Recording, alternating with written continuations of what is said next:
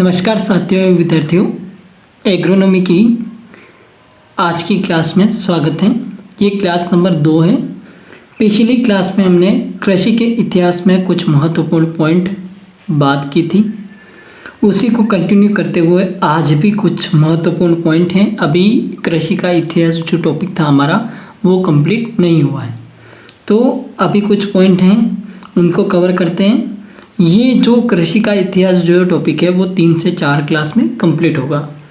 तो आज की क्लास में हम बात करने वाले हैं रॉयल कमीशन आयोग का गठन। ये कुछ महत्वपूर्ण पॉइंट हैं जो एग्ज़ाम में पूछे जाते हैं, उन्हीं को आज की क्लास में हम बात करने वाले हैं। तो क्लास को शुरू करने से पहले चैनल को सब्सक्राइब कर ले। आप वीडियो को लाइक नहीं करते हैं, कल भी क्लास में मैंने यही कहा था, आप वीडियो को लाइक नहीं करते। मैं मेहनत करता हूँ, उसका आप बराबर फ़ायदा उठाते हो, लेकिन आप मेरी मेहनत पर पानी घुमा रहे हो, तो लाइक ज़रूर करें। बात करते हैं आज के टॉपिक के बारे में। तो नंबर 1 पॉइंट है 1926 रॉयल कमीशन आयोग का गठन हुआ। 1926 रॉयल कमीशन आयोग का गठन हुआ, जिसके अध्यक्ष थे लॉर्ड लिनलिथिगो। यहाँ पर नहीं दिख रहा होगा, मैं यहाँ लिख देता हूँ, लॉर्ड लिनलिथिगो। रॉयल कमीशन के अध्यक्ष कौन थे? तो लॉर्ड लिनलिथिगो थे। आगे बात करते हैं नेक्स्ट पॉइंट। 16 जुलाई 1929 रॉयल कमीशन की सिफारिश पर ICAR Indian council of agriculture research की भारतीय कृषि अनुसंधान परिषद की स्थापना की गई थी। किसकी सिफारिश पर? रॉयल कमीशन की सिफारिश पर ICAR की स्थापना की गई। आगे बढ़ते हैं, यहाँ तक आई होप आपको क्लियर होगा। जिस सिफारिश पर ICAR की स्थापना हुई थी, तो उसकी जो रॉयल कमीशन को अपनी रिपोर्ट उन्होंने कब सौंपी? तो 1928 में रॉयल कमीशन ने अपनी रिपोर्ट उनको ICAR को सौंपी। आगे बढ़ते हैं। ICAR के प्रथम जो अध्यक्ष थे वो थे मोहम्मद हबीबुल्लाह। कौन थे? मोहम्मद हबीबुल्लाह। देखिए, ICAR की जो स्थापना हुई थी वो एक कानून के आधार पर हुई थी। उस कानून का नाम था सोसाइटी रजिस्ट्रेशन एक्ट, जो 1860 के आधार पर उन्होंने ICAR की स्थापना की गई थी। इंपॉर्टेंट लगा दीजिएगा, आपसे क्वेश्चन पूछा जाएगा। फिर बात करते हैं भारत के प्रथम कृषि मंत्री कौन थे? तो भारत के प्रथम कृषि मंत्री थे डॉक्टर राजेंद्र प्रसाद। कौन थे? डॉक्टर राजेंद्र प्रसाद। आगे बढ़ते हैं, यहाँ तक पॉइंट सभी क्लियर होंगे, कमेंट्स के माध्यम से बता सकते हैं। अब देखिए, 1965 से 66 में ICAR के प्रथम महानिदेशक डायरेक्टर जनरल थे डॉक्टर BP पाल। कौन बने? डॉक्टर BP पाल बने थे। कब? 1965 से 66 में ICAR के प्रथम महानिदेशक, जिन्हें इंग्लिश पे डायरेक्टर जनरल कहते हैं, वो थे डॉक्टर BP पाल। इसके वर्तमान director general doctor Trilochan Mohapatra हैं। कौन है? डॉक्टर त्रिलोचन मोहपात्रा। ये आपको दिख गया पूरा? डॉक्टर त्रिलोचन मोहपात्रा। इसके वर्तमान अध्यक्ष हैं डॉक्टर नरेंद्र सिंह तोमर, जो कि अभी केंद्रीय कृषि मंत्री बने हुए हैं और वर्तमान अध्यक्ष भी हैं। नेक्स्ट पॉइंट, 1 अप्रैल 1935 में भारतीय रिजर्व बैंक की स्थापना हुई। इसका मुख्यालय मुंबई में है। कहाँ है? मुंबई में। किसकी स्थापना हुई थी? भारतीय रिजर्व बैंक की स्थापना हुई। कब हुई? 1 अप्रैल 1935 में। आगे बढ़े, यहाँ तक क्लियर होगा। अब देखिए, इन सभी पॉइंट को आप अपनी नोटबुक में नोट करें मेरे साथ में, क्योंकि ये पॉइंट आपसे पूछे जाने वाले हैं। अगला पॉइंट है 1950 में योजना आयोग का गठन हुआ। किसका गठन हुआ? योजना आयोग का गठन हुआ। कब हुआ था? 1950 में, जिसे इंग्लिश में कहते हैं प्लानिंग कमीशन। क्या कहते हैं? Planning commission. इसके अध्यक्ष जो होते हैं वो होते हैं, यदि कोई भी प्रधानमंत्री बनता है तो वो योजना आयोग का अध्यक्ष कहलाता है। आगे बात करते हैं नेक्स्ट पॉइंट। 1953 में सामुदायिक विकास कार्यक्रम प्रारंभ हुआ 1952 में किया गया। सामुदायिक विकास कार्यक्रम प्रारंभ कब किया गया? 1952 में। 1953 में राष्ट्रीय प्रसार सेवा की शुरुआत हुई, नेशनल एक्सटेंशन सर्विस की शुरुआत 1953 में की गई थी, 1953 में। फिर अगला पॉइंट देखिए यहाँ पर, सामुदायिक विकास कार्यक्रम सेंट्रल डेवलपमेंट प्रोग्राम शुरू किया गया था। आगे बढ़े अगले पॉइंट की तरफ। 1960 की बात है। 1960 भारत का कृषि का प्रथम विश्वविद्यालय, जिसका नाम मैं बताता हूँ, जिसकी स्थापना हुई थी पंतनगर उत्तराखंड में स्थापित किया गया था। कहाँ स्थापित किया गया था? पंतनगर उत्तराखंड में, जिसका नाम है गोविंद वल्लभ पंत कृषि एवं प्रौद्योगिकी विश्वविद्यालय, GBPVAT। क्या नाम है? GBPVAT, गोविंद वल्लभ पंत कृषि एवं प्रौद्योगिकी विश्वविद्यालय। इसी को हरित क्रांति की जन्मस्थली कहा जाता है। क्या कहा जाता है? हरित क्रांति की जन्मस्थली कहा जाता है। आई होप दोनों पॉइंट क्लियर होंगे। अब देखिए, अब बात आती है 1963 की, जिसमें राष्ट्रीय बीज निगम की स्थापना हुई थी। नेशनल सीड्स कॉरपोरेशन लिमिटेड की स्थापना हुई थी 1963 में। फिर देखिए 1963 में मैक्सिकन बोनी जातियों का भारत में आगमन हुआ। किसकी? ये देखिए पूरी एक कहानी है। डॉक्टर नॉर्मन बोरलॉग की सहायता से बोनी जातियों का, मैक्सिकन बोनी जातियों का भारत में आगमन हुआ था। फिर देखिए यहाँ पर विश्व के प्रमुख अनाज हैं गेहूं, दाल और मक्का। भारत के प्रमुख अनाज पूछा जाए तो दाल और गेहूं। खाद्यान्न वाली फसलों की बड़ी समस्या क्या है? लॉजिंग। लॉजिंग का मतलब क्या होता है कि ये जैसे कि गेहूं का तना है, तो ये जब गेहूं का तना इस प्रकार से झुक जाता है तो इस समस्या को लॉजिंग कहा जाता है। क्या कहा जाता है? इस समस्या को क्या कहा जाता है? लॉजिंग। आप यहाँ पर नीचे लाल पेन से मैं कर रहा हूँ, ये इस तरह का तना जब झुक जाता है तो इस समस्या को लॉजिंग कहा जाता है। तो खाद्यान्न फसलों की सबसे बड़ी समस्या क्या थी?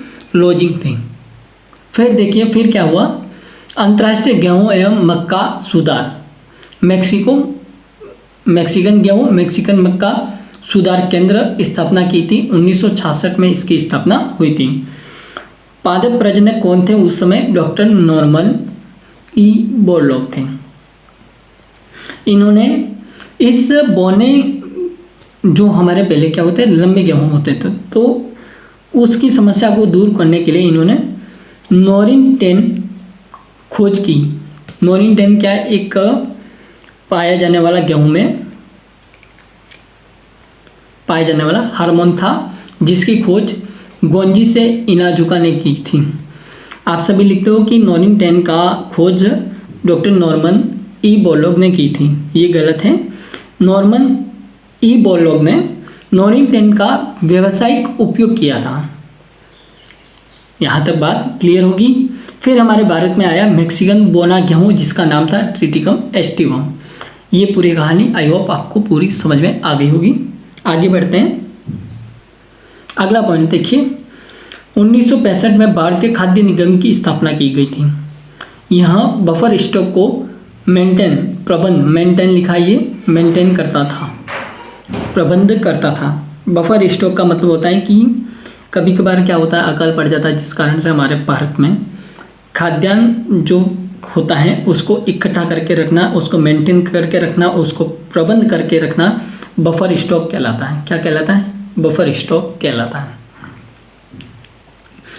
नेक्स्ट पॉइंट, ये बफर स्टॉक आपको क्लियर हो गया होगा।